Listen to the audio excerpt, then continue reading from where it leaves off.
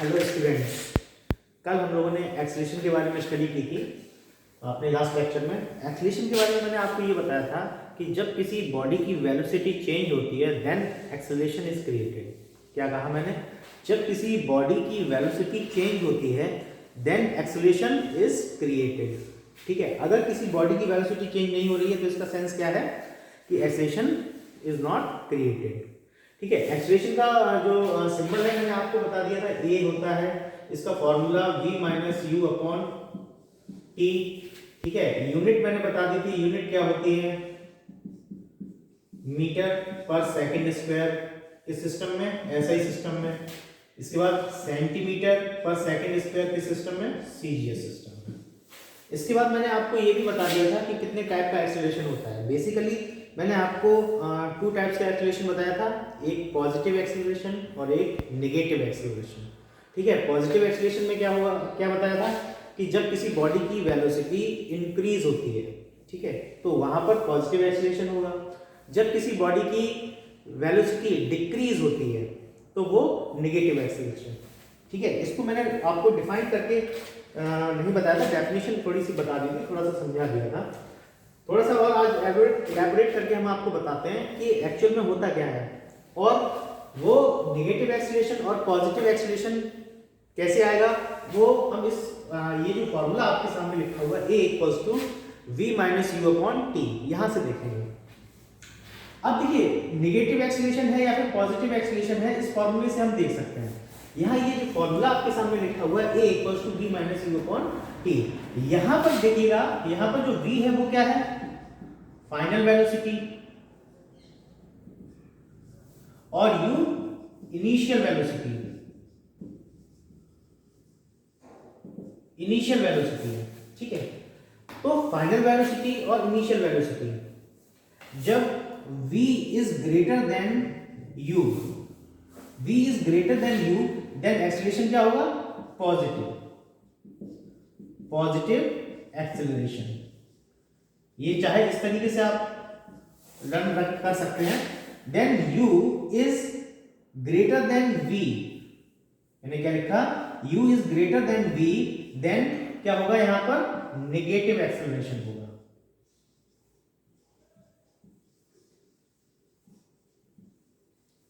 ठीक है, क्या होगा, नेगेटिव एक्सेलरेशन होगा। तो यहां से हम देख सकते हैं जब v और u, v is greater than u होगा तो ये वैल्यू जो आएगी वो कैसी होगी, पॉजिटिव में होगी।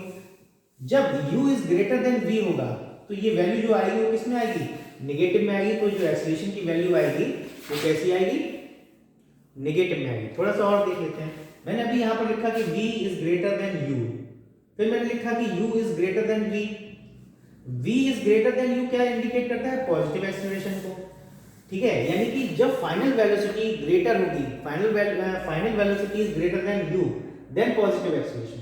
ठीक है, तो यहां पर देखते हैं, जैसे v जो है कितना है, 35 है मीटर पर सेकंड, u जो है वो 25 है या 30 है, मान लीजिए 30 मीटर पर सेकंड है। तो यहां पर आप देख रहे हैं कि 35 है, ये 20 है, और टाइम सपोज कीजिए हमको दे दिया है 2 सेकंड। अब ये वैल्यूज अगर हम एक्सेलरेशन के फॉर्मूले में रखते हैं तो v की वैल्यू कितनी, 35, फिर 30/2, तो 35 में से 30 गया तो 5/2 आ जाएगा, 2.5। ये वैल्यू कैसी आई है, पॉजिटिव आई है। ये कैसी आई है, पॉजिटिव। तो यानी जो एक्सेलरेशन क्रिएट हुआ वो कैसा एक्सेलरेशन क्रिएट होगा, पॉजिटिव एक्सेलरेशन क्रिएट होगा।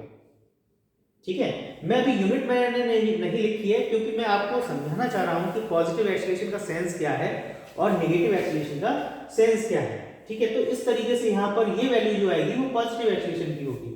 सेकेंडली मैंने क्या कहा कि नेगेटिव एक्सेलरेशन, नेगेटिव एक्सेलरेशन के लिए क्या मैंने कंडीशन बताई है आपको, u is greater than v। जब u v से ज्यादा बड़ा होगा, कैसे, अभी मैंने v को बोला कि 35 है, u को बोला 30 है, इसका सेंस क्या है, v is greater than u है। अगर इसको हम थोड़ा सा चेंज कर दें, ये u कर दें और इसको v कर दिया सपोज कीजिए, u जो इनिशियल वेलोसिटी है, मान लीजिए कोई बॉडी जो है 35 मीटर पर सेकंड की स्पीड से मूव करना स्टार्ट किया और कुछ टाइम के बाद उसकी वेलोसिटी डिक्रीज हो गई, 30 रह गई, तो u इनिशियल वेलोसिटी ग्रेटर हो गई और फाइनल वेलोसिटी जो है वो कम हो गई। ठीक है, तो हम अगर इसकी कैलकुलेशन करेंगे तो कैसे करेंगे, इक्वल्स टू क्या v minus you upon T, ये फॉर्मूला था, फॉर्मूला हमारा यही रहेगा, फॉर्मूले में कोई चेंज नहीं आएगा। ठीक है, तो v की वैल्यू क्या है 30 लिख दिया, u की वैल्यू क्या है 35 लिख दिया, टाइम कितना था 2। अब यहाँ पर देखिए 30 में से 35 जाएगा, क्या बचेगा माइनस का 5 अपॉन 2। अब ये जो माइनस सिंबल आ रहा है ये इंडिकेट करता है कि ये कौन सा एक्सीलरेशन हो गया, नेगेटिव एक्सीलरेशन हो गया। और नेगेटिव एक्सीलरेशन को हम और भी कई नामों से बुलाते हैं, जैसे रिटार्डेशन है या डीएक्सीलरेशन है। ठीक है, ये नेम और आपको याद रखना है। तो ये नेगेटिव साइन इंडिकेट करता है कि ये कौन सा एक्सीलरेशन है, नेगेटिव एक्सीलरेशन। ठीक है, तो -2.5 मीटर पर सेकंड स्क्वायर। यहाँ पर एक पॉइंट और याद रखना है, जब हम नेगेटिव एक्सीलरेशन इसको लिखेंगे तो माइनस का सिंबल हटा देते हैं। इंपॉर्टेंट फैक्ट है ये। क्या आपने लिखा negative acceleration is -2.5 metre per second square, नहीं, only 2.5 metre per second square. Negative sign indicates the negative acceleration, ये आपको ध्यान रखना है। Is that clear? ठीक है, तो ये नेगेटिव एक्सीलरेशन और पॉजिटिव एक्सीलरेशन को कल मैंने डिफाइन डेफिनेशन के थ्रू बता दिया था, आज मैंने आपको प्रैक्टिकली इसको बता दिया है। और इसके कुछ न्यूमेरिकल्स, अभी तो आपके एग्जाम चल रहे हैं, तो अभी इस वजह से मैंने बोला था कि क्वेश्चंस डाल देंगे, लेकिन इसी वजह से मैंने क्वेश्चन नहीं डाले, क्योंकि आपके एग्जाम चल रहे हैं। तो एग्जाम को आप दे लीजिए, थोड़ा सा लेक्चर देख लीजिए, 10-15-20 मिनट की बात होती है, तो आपको थोड़ा सा कंसेप्ट क्लियर हो जाएगा रिवीजन के तौर पे। ठीक है, अच्छा, अब हम लोग बात कर लेते हैं नेगेटिव एक्सीलरेशन और पॉजिटिव एक्सीलरेशन मैंने आपको बता दिया है। इसके बाद हम लोग बात कर लेते हैं यूनिफॉर्म एक्सीलरेशन की और नॉन यूनिफॉर्म एक्सीलरेशन की। ये और टाइप्स हैं एक्सीलरेशन के, इसके बारे में बात करते हैं।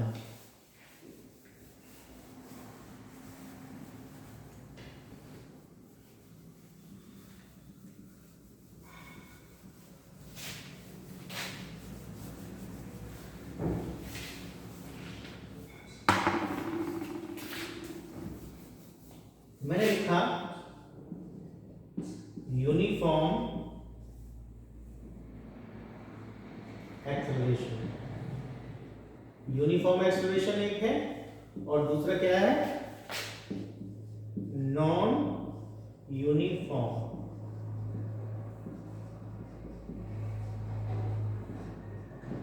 देख लेते हैं वीडियो में आ रहा है कि नहीं आ रहा है। हाँ ठीक है, यूनिफॉर्म एक्सीलरेशन और नॉन यूनिफॉर्म एक्सीलरेशन। ठीक है, एक्सीलरेशन का सेंस आप जानते हैं कि एक्सीलरेशन का सेंस क्या होता है, वेलोसिटी क्या होती है, इंक्रीज या डिक्रीज होती है, या वेलोसिटी चेंज होती है। ठीक है, अब यहां पर यूनिफॉर्म एक्सीलरेशन और नॉन यूनिफॉर्म एक्सीलरेशन में थोड़ा सा ये और आपको ध्यान रखना है, velocity change with respect to time. अगर वेलोसिटी चेंज हो रही है, ठीक है, वेलोसिटी कैसे हो रही है, चेंज हो रही है। इसके बाद मैंने आपको बताया कि uniform acceleration non uniform acceleration में क्या है, द वेलोसिटी चेंज इक्वली। इसमें क्या याद रखना है, द वेलोसिटी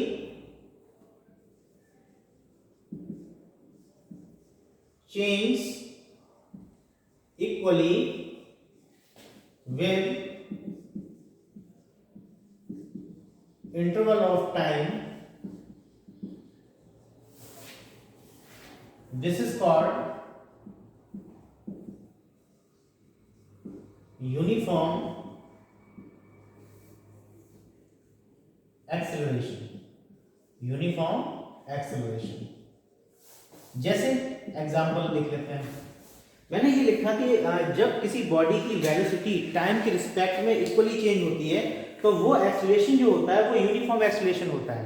अब यहाँ पर हम एग्जांपल अगर देखें, जैसे मान लीजिए जब कोई बॉडी फ्री फॉल होकर अर्थ की सरफेस पर आती है, ठीक है, तो वो एग्जांपल किसका हो जाएगा, यूनिफॉर्म एक्सीलरेशन का हो जाएगा। या फिर हम किसी ऑब्जेक्ट को ऊपर की तरफ थ्रो करते हैं, तो ये जो एग्जांपल है वो कैसे हैं, यूनिफॉर्म एक्सीलरेशन के एग्जांपल हैं। ऐसे लिख सकते हैं, फ्री फॉल,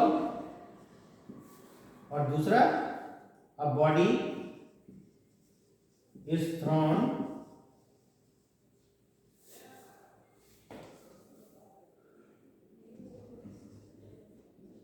अप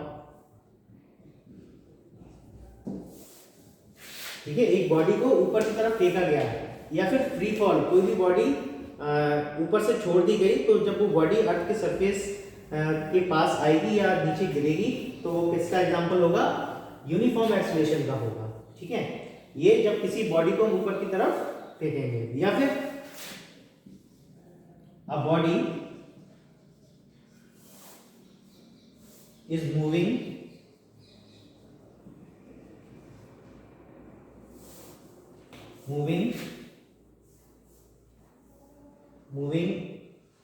upon या moving on inclined plane।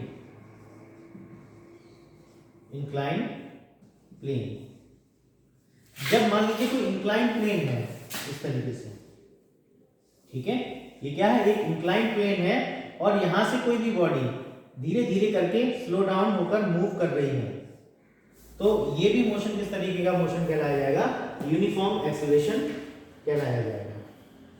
ठीक है, तो ये आपको यूनिफॉर्म एक्सेलरेशन के ये एग्जांपल जो हैं बहुत अच्छे से ध्यान रखने हैं। Free fall, a body is throne up, या किसी बॉडी को जब ऊपर की तरफ फेंकते हैं तो दिस एक्सेलरेशन इज क्रिएटेड। ठीक है, अब नॉन यूनिफॉर्म की बात कर लेते हैं। इसमें देखिए केवल आपको ये ध्यान रखना है कि वेलोसिटी चेंज इक्वली, यहां पर वेलोसिटी और टाइम दोनों इक्वली चेंज हो रहे हैं बस, और यहां पर क्या है, दोनों कैसे होंगे, अनइक्वली चेंज होंगे, अनइक्वली। ठीक है, बस इतना ध्यान रखना है, the velocity change unequally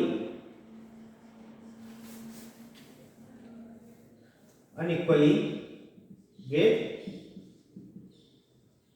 time interval। This acceleration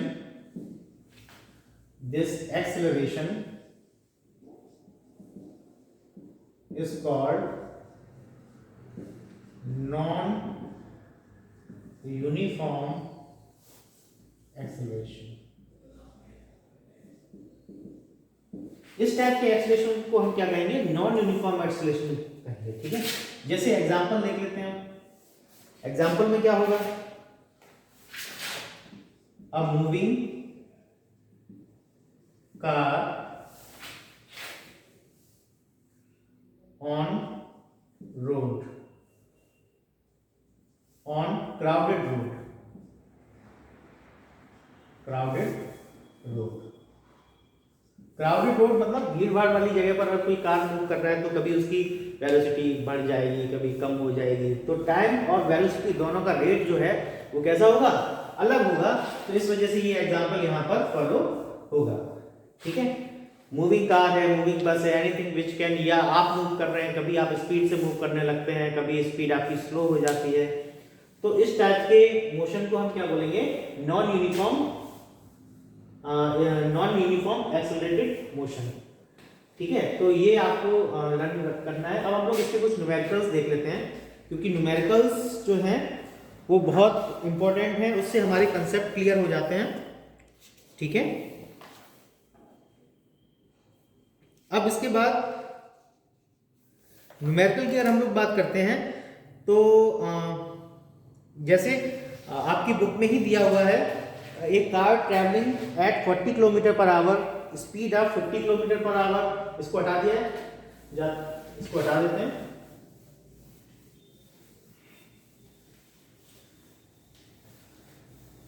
acceleration के कुछ न्यूमेरिकल कर लेते हैं आज।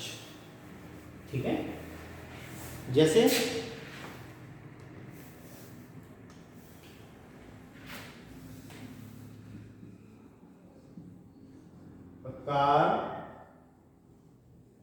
a car moving with 40 kilometre per our, मतलब एक कार जो है 40 किलोमीटर पर आवर की स्पीड से मूव कर रही है। ठीक है, एक car moving with 40 kilometre per our and speed up, इसकी स्पीड बढ़ा दी गई, कितनी हो गई, 50 kilometre per our in 4 seconds. What is the acceleration is created by the car. What is the acceleration created by the car? तो यहाँ पर देखिए बहुत ध्यान से आपको देखना है कि जो एक car moving with 40 kilometre per our, car ने कितना स्टार्ट किया मूव करना, 40 किलोमीटर पर आवर से स्टार्ट किया मूव करना, ठीक है। तो यहाँ पर जो इनिशियल वेलोसिटी है वो कितनी हो गई, u कितनी होगी 40 किलोमीटर पर आवर। फिर क्या हुआ, उसकी स्पीड को इंक्रीज, स्पीड को बढ़ा दिया गया, कितना हो गई फिर 50। तो जहां से स्टार्ट करती है बॉडी मूव करना वो इनिशियल वेलोसिटी और बाद में स्पीड जो होती है वो फाइनल वेलोसिटी। तो फाइनल वेलोसिटी v कितनी हो जाएगी 50 किलोमीटर पर आवर। अब टाइम कितना दिया हुआ है 4 सेकंड, ठीक है, टाइम कितना 4 सेकंड। तो एक्सीलरेशन हम निकाल सकते हैं। अब यहाँ पर ध्यान देने वाली बात क्या है वो आपको ध्यान रखना। अब ये जो यूनिट है टाइम की वो सेकंड है, यहाँ पर आवर दिया हुआ है, या तो इसको हम चेंज करते हैं आवर में या फिर इसको हम मीटर पर सेकंड में, इन दोनों को किसमें चेंज कर दें, मीटर पर सेकंड में चेंज कर दें, तो हमारी कैलकुलेशन सही होगी। अभी हम अगर डायरेक्ट फॉर्मूले में इसकी वैल्यू रखेंगे तो ये गलत हो जाएगा, ठीक है। तो हम क्या करेंगे, सेकंड को चेंज कर दिया हमने किसमें, आवर में चेंज कर दिया, ठीक है। तो सेकंड को चेंज कर दें या इसको चेंज कर दें वो हमारे ऊपर डिपेंड करता है। वैसे तो मैंने आपको बताया है कि 40 को मीटर पर सेकंड में चेंज करेंगे तो हम क्या करेंगे 5/18 का मल्टीप्लाई कर देंगे, इसको भी चेंज करेंगे तो इसका 5/18 का मल्टीप्लाई करना पड़ेगा हमको, ठीक है। और इसके बाद हम डायरेक्ट वैल्यू रख सकते हैं और आंसर हमारा जो भी है आ जाएगा। तो एक्सीलरेशन अगर हम कैलकुलेशन करें तो क्या आएगा, v minus you upon T होगा। तो v कितना है 50 इंटू, या ऐसे लिख सकते हैं 250 अपॉन 18, ये कितना आएगा 200 अपॉन 18 और अपॉन में कितना t, टाइम कितना है 4 सेकेंड, तो 4 सेकेंड हो गया। तो a इक्वल्स टू ये कितना आ जाएगा 50 हो गया, ये 18, ये 4 जो है ऊपर आ जाएगा ये। तो 50 अपॉन 18 का मल्टीप्लाई किया 4 के साथ तो 72। इसके बाद 72 का डिवाइड इसमें दिया जाएगा, तो जो भी आंसर आएगा वो हमारा क्या होगा मीटर पर सेकंड स्क्वायर में लिखा जाएगा, ये ध्यान रखना है, ना कि किलोमीटर पर आवर में लिखा जाएगा। कैलकुलेशन कर लीजिएगा इसकी, इसको हमने डिवाइड किया, ये कितना हो गया 25 हो गया, ये 3 और ये 6 हो गया।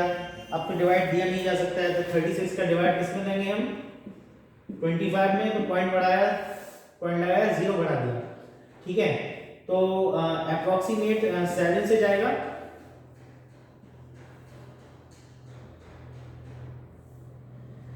टू 40, ये 8, 0 बढ़ा दिया, तो 0.7 2 समथिंग इतना आएगा 0.72 मीटर पर सेकंड स्क्वायर। तो इस तरीके से हमको इसकी कैलकुलेशन करनी होती है। जब भी किसी न्यूमेरिकल को सॉल्व करते हैं तो उसमें हमें ये देख लेना होता है कि सभी यूनिट एक ही सिस्टम में होनी चाहिए। यूनिट मतलब किलोमीटर पर आवर, ये किलोमीटर पर आवर और यहाँ पर सेकंड आ गया, इसलिए सेकंड आ गया, इस वजह से हमको इसमें इन दोनों को चेंज करना पड़ा, ठीक है। हम चाहते तो इस सेकंड को आवर में अगर चेंज कर देते तो इसको चेंज नहीं करना पड़ता। कहने का मतलब ये है कि जो भी यूनिट्स हमको दी हुई होती हैं उसको हम एक ही सिस्टम में कन्वर्ट कर देंगे, उसके बाद हम फॉर्मूले में वैल्यू पुट करते हैं, ठीक है। तो ये पॉइंट आपको ध्यान रखना है। अच्छा, इसको हटा देते हैं। एक न्यूमेरिकल और कर लेते हैं जिससे कि और थोड़ा सा क्लियरिटी आ जाए। क्वेश्चन है, a body starts from rest and speed up 35 kilometre per hour in 6 second, ठीक है। Calculate the acceleration of the body. Question क्या है, second, a body starts from rest से स्टार्ट होती है and speed up to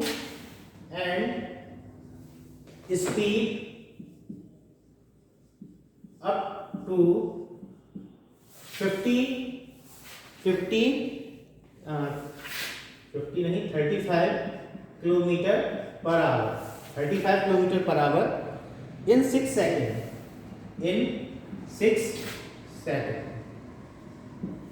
What is the acceleration created by the body? Short में लिख देते हैं A equals to question mark. ठीक है, तो न्यूमेरिकल्स के लिए एक हम आपको बात और बताने जा रहे हैं। जब कोई बॉडी रेस्ट से स्टार्ट होती है, किससे? रेस्ट से स्टार्ट होती है, तो वहां पर इनिशियल वेलोसिटी क्या होती है? हमेशा 0 होती है। ठीक है, अब यहां पर देखिए a body starts from rest, तो रेस्ट से स्टार्ट हुई है तो u इक्वल्स टू 0 हो गया। अब फाइनल वेलोसिटी कितनी हो गई? फिर उसके बाद एंड स्पीड बढ़ाई उसने और 35 किलोमीटर पर आवर की स्पीड से मूव करने लगी, और टाइम का कितने टाइम में? 6 सेकंड में। क्या फाइंड करना है? एक्सीलरेशन फाइंड करना है। तो सिंपल सी बात है, एक्सीलरेशन का फॉर्मूला लगाएंगे a equals to v minus u upon t। v कितना है? अब यहां पर देखिए ये टाइम जो है सेकंड में दिया हुआ है और जो वेलोसिटी है वो किलोमीटर पर आवर में दी हुई है। तो हमको क्या करना पड़ेगा? चाहे इसको आवर में चेंज कर लीजिए, चाहे इसको मीटर पर सेकंड में चेंज कर लीजिए। तो इसको हम क्या करते हैं? मीटर पर सेकंड में चेंज कर लेते हैं। तो 35 मल्टीप्लाई विद 5 अपॉन 80। ठीक है, तो a equals to v minus u upon t। तो v की वैल्यू कितनी आ गई? तो 35 का मल्टीप्लाई 5 में किया तो कितना आया? 175 अपॉन 18। ये कितना आया? Metre per second. तो रखी वैल्यू 175 अपॉन 18 माइनस 0 और टाइम कितना था? 6। तो a इक्वल्स टू क्या आ जाएगा? 175 18 मल्टीप्लाई विद 6। तो जो भी आंसर आएगा कैलकुलेशन के बाद मीटर पर सेकंड स्क्वायर लिख देंगे।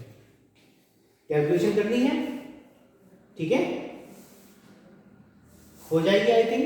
थोड़ा सा कैलकुलेशन कीजिएगा आप, फिर उसके बाद अगर कोई प्रॉब्लम आती है तो हम लोग डिस्कस करेंगे। नहीं तो मैसेज कीजिए मुझे, अगर कैलकुलेशन की करने में अगर प्रॉब्लम हो रही है तो बताइएगा।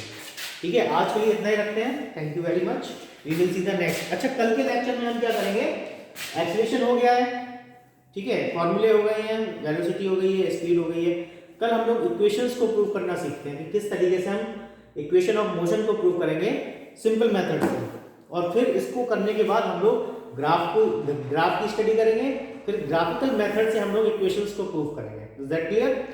We will see the next. Thank you.